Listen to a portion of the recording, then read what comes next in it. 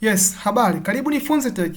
Leo kwenye Nifunze Tech tunaendelea na somo letu la 11 katika mfululizo wetu wa Jifunze Microsoft Word na Nifunze Tech. Kwenye video hii tutakwenda kuingia kwenye menu nyingine au kwenye tabu nyingine ambayo inaitwa ni Insert.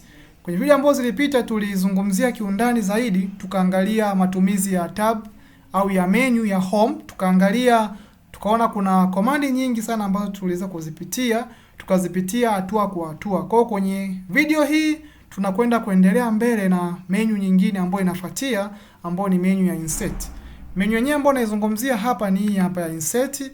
Ukiangalia hapa na hii yenyewe pia, chukulia mfano kwamba insert ni kama nyumba. Kwenye nyumba kunakuwa na vyumba. Kwa kwenye insert ambayo ni nyumba ya insert kuna vyumba. Kuna chumba cha kwanza kinaitwa ni page kama inavyoonekana hapa. Kuna chumba cha pili kinaitwa ni tab. Kuna chumba cha pili kinaitwa ni table, kingine kinaitwa ni illustrations, kuna nyingine inaitwa ni media, kuna link, kuna comments, kuna header and footer, pia kuna text, kuna symbols na kuna e-signature. Hizo tunasema ni vyumba ambavyo vinapatikana katika nyumba yetu, ambayo ni nyumba gani? Nyumba ya insert. Kwenye kila chumba ukiangalia kunakuwa na vifaa. Kwa lugha nyepesi, hivyo vifaa vinaitwa ni kama vile komandi au ni amri ambazo utakuwa unazitumia. Kwa ni vifaa ambavyo wewe utakuwa unavitumia. Kwa lugha nyepesi tunasema kwamba menu ya insert ni menu ambayo inakusaidia kuweza kuingiza vitu mbalimbali. Unaweza ukaingiza table kwenye dokumenti yako, unaweza pia ukaingiza picha, ukaingiza shapes, ukaingiza video, ukaingiza link, ukaweka footer, ukaingiza charts, ukaingiza 3D models, ukaingiza icons, ukaingiza cover pages. Hiyo ndo menu ya insert. Ni kwa ajili ya kuingiza vitu katika document yako. Leo tutakwenda kuzungumzia hii chumba cha kwanza ambacho ni page. Ukiangalia kwa umakini hapa kwenye sehemu ya page, kuna hii hapa kifaa cha kwanza au kuna command ya kwanza ambayo inaitwa ni cover page. Chukulia mfano labda unaandaa kitabu. Yaani unachapa kitabu katika programu yako ya Microsoft Word. Mara nyingi tunataka kwamba kitabu chetu pia labda kiwe na cover page.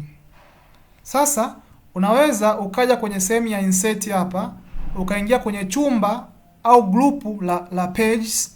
Ingia kwenye pages hapo, kuna vifaa mbalimbali, kuna komandi. Kuna hii komandi ya kwanza ambayo inaitwa ni cover page. Hii inakuruhusu kuingiza cover page katika dokumenti yako hiyo ambayo unaiandaa kwa wakati huo. Kama labda unaandaa kama ni kitabu labda unaweza ukaweka. Hizi zote ni cover page ambazo unaweza ukatumia. Hizi zote hizi ni designing mbalimbali ambazo unaweza ukazitumia. Labda mfano mimi nataka nitumie cover page moja hapa, nitatumia cover page hapa chini. Nitaangalia labda mimi nataka nitumie hii hapa design yangu. Kwa hiyo hii hapa utaibonyeza. Ukibonyeza moja kwa moja itakuwa imetokea. Simuona inavyoonekana hapa. Unaweza ukaona. Sasa hapa maana yake unakuwa na uwezo wa kuedit unavyotaka wewe hii cover page yako. Labda tuseme mfano hapa kwenye title ambayo ni kichwa cha cover page yangu, labda niseme labda ni matumizi ya Microsoft Word. Labda hicho ndo kitabu changu ambacho mimi nakiandika. Hapa ni sehemu ya subtitle. Labda tuseme mafunzo kwa vitendo. Labda hii ndo inakuwa ni subtitle yetu. Kwa hiyo hapa tena yenyewe unaweza ukaichukua ukaedit ambapo wewe unataka. Umeona?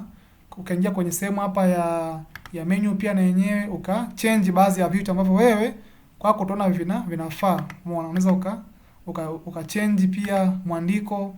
Unaweza ukachange mwandiko, labda tutumie mwandiko wa Arial.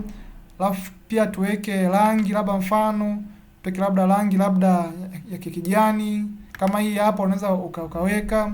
Lakini pia labda mpangilio labda iwe katikati, pia unaweza kaamua uweke. Kwa hapa maana yake unafanya editing. Hapa pia ni sehemu ya kuweka tarehe. Unaweza pia ukachagua hapa, ukachagua tarehe, ukasema labda today. Kwa hii italeta tarehe ya siku husika. Lakini pia kwa chini unaweza pia ukaweka jina la jina la author. Author maana yake nazungumzia ni mwandishi. Labda mwandishi anaitwa labda ni Nifunze Tech. Huyo ndio mwandishi. Hapa kwenye kampuni unaweza kusema labda ni nifunze tech company limited, mfano unaweza ukaweka kitu kama hichi hapa, kama jinsi inavyoonekana hapa. Kwa hiyo hii tayari inakuwa ni cover page ambayo unaweza ukaitumia katika kitabu chako ambacho unakiandaa kwa wakati huo katika programu yako ya Microsoft Word. Sasa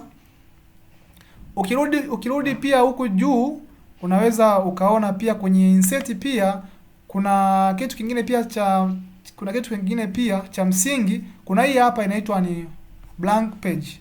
Blank page hii hapa ni command au ni option ambayo inakuruhusu kuongeza karatasi katika programu yako ya Microsoft Word. Sasa mfano labda utaingia kwenye sehemu ya insert hapo, utasema nini? Blank page. Hii itakuongezea karatasi nyingine. Kuna hiyo karatasi ya kwanza kama page ambayo ndio hii, kuna hii hapa ya pili na kuna hii hapa ya ngapi? Ya tatu, kama jinsi inavyoonekana hapa. Lakini pia kwenye sehemu ya insert kuna kitu pia cha msingi pia unatakiwa uweze kuelewa. Mfano kuna hii hapa ni table. Hii maana yake inakuruhusu kuingiza table katika dokumenti yako. Unaweza pia ukaingiza table. Kivipi? Ukija hapa sasa hivi nikibonyeza hii options itaniletea niweze kuingiza table. Hii hapa unaiona hapa, hii ni automatic table, umeona? Hii maana yake yenyewe inakutengenezea automatic table kama hii hapa. Hii hapa ni automatic table ya haraka. Sasa lakini pia unaweza pia ukaamua mimi bana nataka nitengeneze table yangu ambayo mimi nahitaji. Cha kufanya pia ni simple.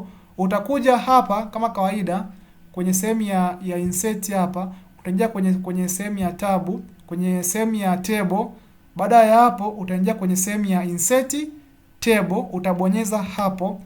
Baada ya hapa itakuletea ile box. Hapa sasa utakwenda kuingiza idadi ya columns na idadi ya rows ambazo unazihitaji. Umeona? Column 5, row 20. Ukimaliza hapa hizi zingine options unaacha kama zilivyo, unasema okay. Hii itakutengenezea table kama jinsi inavyoonekana hapa. Hii itakutengenezea table. Mwanzo inaonekana hii hapa. Itakutengenezea table yako ikiwa na row ngapi? Ikiwa na row 20 lakini columns zikiwa 5. Ninapozungumzia column ni hii mistari ya safu. Maana yake hii ya kwanza, ya pili, ya tatu, ya nne, ya tano. Lakini row ni hii mistari ambayo imelala hii kutokea kushoto kwenda kulia, hii ya ulalo ndio inaitwa ni row. Kwa hiyo yanakuwa ni matumizi ya hiyo options au hiyo command katika eneo la insert.